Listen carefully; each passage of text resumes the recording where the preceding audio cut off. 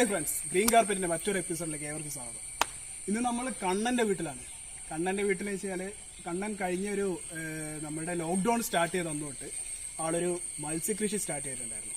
ഇന്ന് അതിന്റെ മീനിന്റെ ഹാർവെസ്റ്റിംഗ് ആണ് ഇന്ന്. അപ്പോൾ അത് നമ്മൾ എടുത്തുകൊണ്ടിരിക്കുകയായിരുന്നു. അപ്പോൾ അതിനെപ്പറ്റിയുള്ള കൂടുതൽ കാര്യങ്ങൾ നമുക്ക് കണ്ണന്റെ അടുത്തേക്ക് പോകാം. കണ്ണാ, ഇത് എത്ര കാലമായി തുടങ്ങിയിട്ട്? ഇപ്പോൾ നമ്മൾ ലോക്ക്ഡൌൺ ആദ്യമായിട്ട് തുടങ്ങാൻ പോവുകയാണ്. തുടങ്ങിയതാണ്. അപ്പോൾ ഒരു 4 മാസമായി. നമ്മൾ ഗിഫ്റ്റ് തിലോപ്പിയാണ് ഗിഫ്റ്റ് തിലോപ്പിയാണ് കണ്ണതിനകത്ത് ഇട്ടത്. അതെ, ഏകദേശം ഗിഫ്റ്റ് തിലോപ്പിയ 400-450 ഗ്രാമിന്റെ അടുത്ത് വരെ കിട്ടുന്നതാണ് നമ്മളുടെ മെറ്റീരിയൽ ആയിട്ട് കണക്കുള്ളത്. നിങ്ങൾക്ക് ഏകദേശം എത്രത്തോളം കിട്ടിയിട്ടുണ്ടായിരുന്നു? ഇതിപ്പോൾ നമ്മൾ അവർ പറയുന്ന കണക്ക് 6 മാസമാണ് പറയുന്നത്. നമ്മളിപ്പോൾ ഒരു 4 മാസം കൊണ്ട് മീൻ എടുത്തിട്ടുണ്ട്. കാരണം എണ്ണം കുറവായ ട്രയൽ എന്ന രീതിയിൽ എണ്ണം കുറവായതുകൊണ്ട് തന്നെ നമ്മൾ പെട്ടെന്ന് ഒഴിവാക്കിയിട്ട് പുതിയൊരു സെറ്റ് വിടുക. അത് അവിടെ ഒരു കൂട് കാണാം, അതിൽ റെഡിയാക്കി വെക്കുന്നുണ്ട്. അപ്പോൾ അതിനെ ഇതിലേക്ക് ഇറക്കി വിടാൻ വേണ്ടി ഇതിനെ നമ്മൾ ഒഴിവാക്കുക. ബാച്ചിലേക്ക് വേണ്ടിയിട്ടുള്ള കുട്ടികളെ പോലെ ഇപ്പം റെഡിയാക്കി വെച്ചിട്ടുണ്ട്. ഇപ്പോൾ ഉള്ള സ്ഥലത്ത്. അതെ, ഇപ്പോൾ ഉള്ളത് എണ്ണം കുറവാണ്. അതുകൊണ്ട് നമുക്ക് അതിനെ ഇതിലേക്ക് പെട്ടെന്ന് തന്നെ ഇറക്കാൻ വേണ്ടിയിട്ടാണ് ഇത് ചെയ്യുന്നത്. ഏകദേശം എത്ര മീനിനെ നമ്മൾ ഇതിന്റെ അകത്ത് ചെയ്തിട്ടുണ്ട്? ഒരു 200ഓളം മീനിനെ ഇട്ടിട്ടുണ്ട്. 200 മീൻ ഇട്ടിട്ടുണ്ട്. ഏകദേശം 200 ഗ്രാമോളം 4 മാസം കൊണ്ട് 200 ഗ്രാമിന്റെ അടുത്ത് വരെ കിട്ടിയിട്ടുണ്ട്. എങ്ങനെയാണ് സക്സസ് ആയിട്ട് തോന്നുന്നുണ്ടോ? കുഴപ്പമില്ലാതെ പോകുന്നുണ്ട്. ഇപ്പൊ നമ്മൾ ഫസ്റ്റ് ആയിട്ട് ചെയ്യാതെ നമുക്കൊരു സന്തോഷമുണ്ട്. സക്സസ് ആയിട്ട് ഇതിലേക്ക് കിട്ടിയിട്ടുണ്ട്. വലിയ കുഴപ്പമില്ല. 200 ഗ്രാം കുളത്തിന്റെ മൊത്തം ഏരിയ ഏകദേശം ഒരു 14 മീറ്റർ വീതി, നീളം സെന്റിന്റെ അടുത്ത്. അതെ, 1.5 സെന്റ് 2 സെന്റിന്റെ അടുത്ത് വരാം. സെന്റിന്റെ അടുത്ത് വരുന്നുണ്ട്.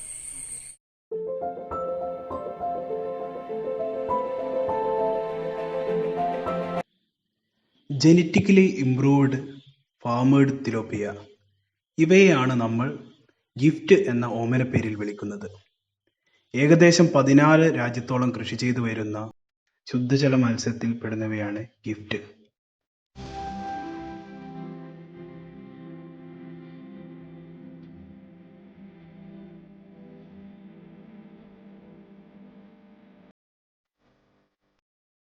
നമ്മുടെ ഈ കൊച്ചു കേരളത്തിൽ ഗവൺമെന്റ് സ്കീമുകൾ വഴി 1.5 രൂപ മുതൽ 4 രൂപ വരെയും മറ്റ് പ്രൈവറ്റ് ഫാമുകളിൽ നിന്ന് ഏകദേശം 8 രൂപ മുതൽ 10 രൂപ വരെയും വിലകളിൽ കുഞ്ഞുങ്ങളെ ലഭിക്കുന്ന കുഞ്ഞുങ്ങൾ യഥാർത്ഥ ഗിഫ്റ്റ് തന്നെ എന്ന് ഉറപ്പുവരുത്തേണ്ടത് നമ്മളുടെ കടമയാണ്.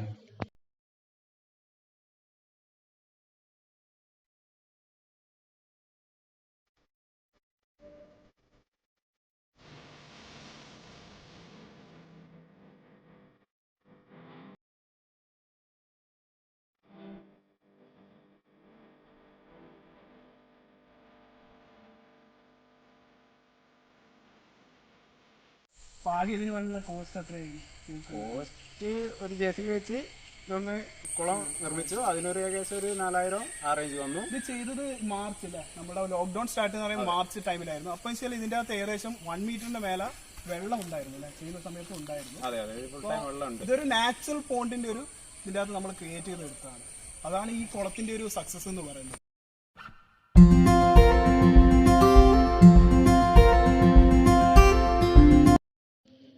നമ്മൾ കൃത്രിമമായി ഉണ്ടാക്കുന്ന കുളങ്ങളിലോ മീൻ കുഞ്ഞുങ്ങൾ പുറത്തു പോകാൻ ഇടയില്ലാത്ത ഇതേപോലുള്ള നാച്ചുറൽ കുളങ്ങളിലോ ഇവയുടെ വളർത്തുന്നത് സക്സസ് ആയി കണ്ടുവരുന്നതുണ്ട്. നമ്മൾ ആർട്ടിഫിഷ്യലായിട്ട് കുളങ്ങൾ ഉണ്ടാക്കുമ്പോൾ അവയ്ക്ക് വേണ്ടിയിട്ട് 200 ഗേജിന് മുകളിലുള്ള പ്ലാസ്റ്റിക് ഷീറ്റോ അത് അല്ലെങ്കിൽ കോൺക്രീറ്റ് ആയിട്ടുള്ള കുളങ്ങളോ ഉണ്ടാക്കുവാൻ ശ്രദ്ധിക്കേണ്ടതാണ്.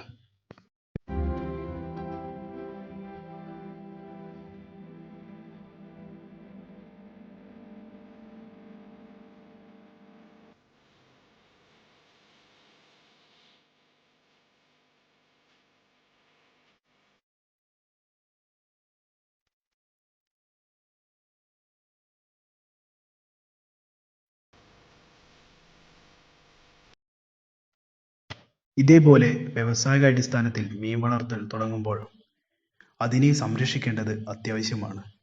നാച്ചുറൽ പോണ്ട് ആണെങ്കിൽ ആദ്യം കുളം നന്നായി വൃത്തിയാക്കുക, മറ്റു മീനുകൾ, തവളകൾ തുടങ്ങിയവയെ മാറ്റുക. അല്ലെങ്കിൽ അത് നമ്മുടെ മീൻകുഞ്ഞുങ്ങൾക്ക് ഭീഷണിയാണ്.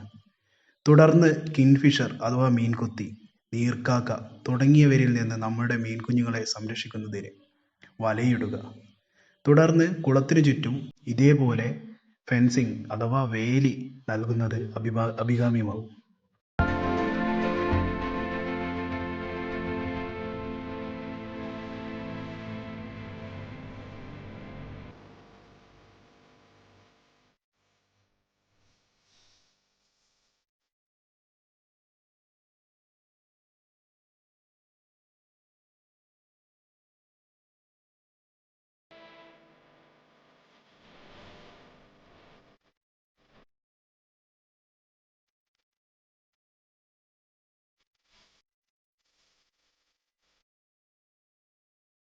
ഇതെല്ലാം പോലെ നമ്മൾ ശ്രദ്ധിക്കേണ്ട മറ്റൊരു യാഥാർത്ഥ്യമാണ് ഫിഷ് ഫീഡ് അഥവാ മീൻ തീറ്റ.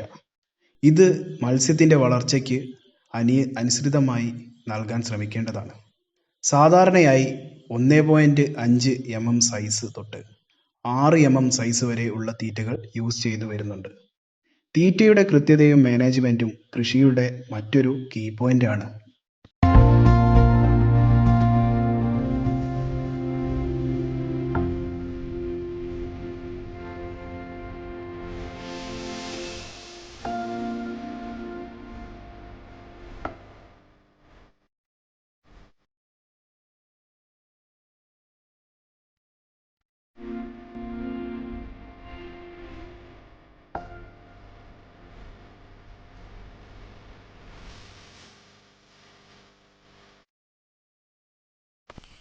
പിന്നെ ഇതിനെപ്പറ്റി ഇനി വരും തലമുറയ്ക്ക്, അതായത് നമ്മളെ ഏജിലുള്ള ആൾക്കാർക്ക് കണ്ണന് കൊടുക്കാനുള്ള ഒരു മെസ്സേജും കൂടി പറഞ്ഞു.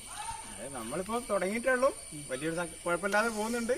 വേറെ എയറേഷനും കാര്യങ്ങളൊന്നുമില്ല, നാച്ചുറൽ രീതിയിൽ ചെയ്യുന്നതുകൊണ്ട് വലിയൊരു മുതൽ മുടക്കില്ലാതെ നമുക്ക് ചെയ്യാൻ പറ്റും. അപ്പോൾ അങ്ങനെ ചെയ്യുന്നതായിരിക്കും കുറച്ചുകൂടി സൗകര്യമുള്ളവർക്ക് നല്ലത്. സഹായിച്ചതും പ്രയോജനമായിട്ടുള്ള ആൾക്കാരല്ലേ എൻ്റെ ചേട്ടനുണ്ടായിരുന്നു. എൻ്റെ ഒരു ചേട്ടൻ കൂടെ ഇതിനുണ്ട്, ശ്രീജേട്ടൻ ഇതില് നമ്മളെ കൂട്ടത്തില് ഇത് ചെയ്യാണ്ടായിരുന്നു. പിന്നെ അതെ, പിന്നെ എല്ലാവരും ഉണ്ടായിരുന്നു. ശരി, അപ്പോൾ ഓക്കെ.